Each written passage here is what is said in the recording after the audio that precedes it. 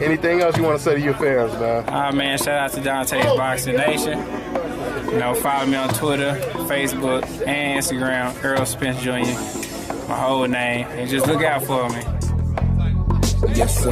Let me dig into your brain. Folks falling like rain.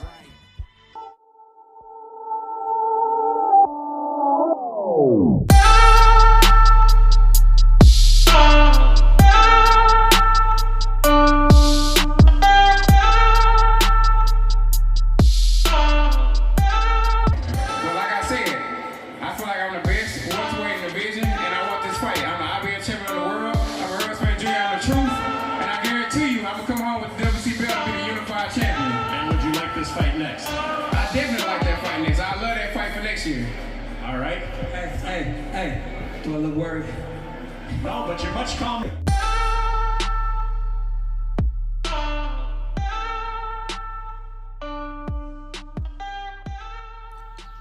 Yes, he did say it. Yes, he did say it. The boy Shawn Porter, he said, "Do I look worried? I'll see you soon." That's what he said to Errol Spence. Let's talk about it.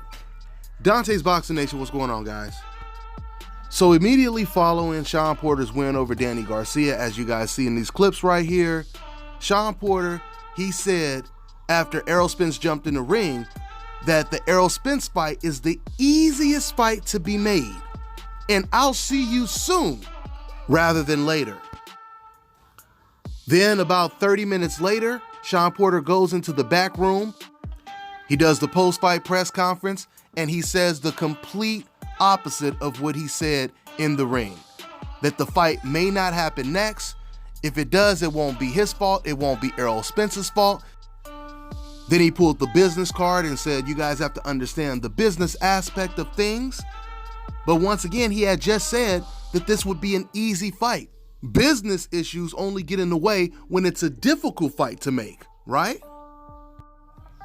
When you have one fighter making ridiculous demands as if he really doesn't want the fight. Like when Keith Thurman requested $10 million to fight Errol Spence like 3 years ago.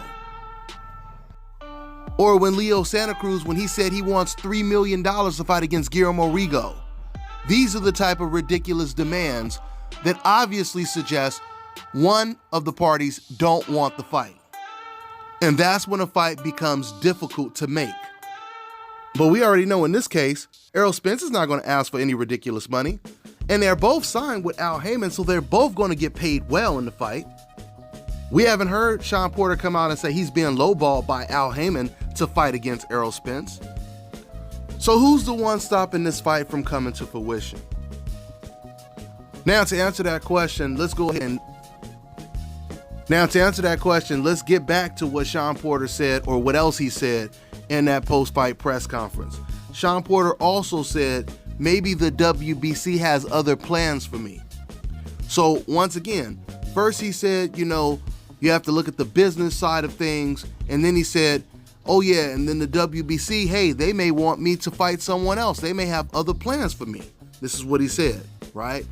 Now, shortly after he said that, the WBC president, he did say that he's looking forward to making the Shawn Porter versus Errol Spence fight. But more recently, the WBC president now is saying that he wants to order Thurman versus Porter first, the rematch. And now more recently, Eddie Hearn, he just recently said he wants to match Shawn Porter against the winner of this weekend's fight, Jessie Vargas versus Thomas Dulorme. The funny thing is, there was another interview where Shawn Porter said before he beat Danny Garcia that if he had an option to either fight Keith Thurman or Errol Spence next, he would rather fight Errol Spence first, right? But once again, after he beat Danny Garcia, then he said the WBC may have other plans for me. And now that would be him facing Keith Thurman before he faces Errol Spence. So let me ask you guys this question. If Shawn Porter has the option of not having to face Errol Spence next, or not having to face him in the next year or so, or he has the option of facing Errol Spence soon, as he said, to Errol Spence, I'll see you soon, which option do you think he would take?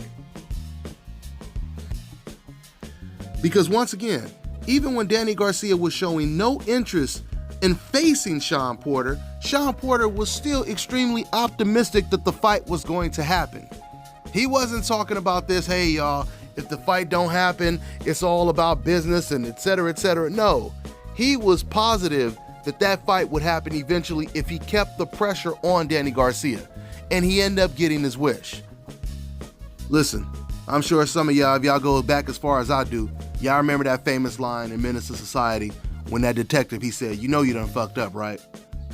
Well, I'm telling you guys right now, when Shawn Porter said this is the easiest fight to be made, that's where he fucked up.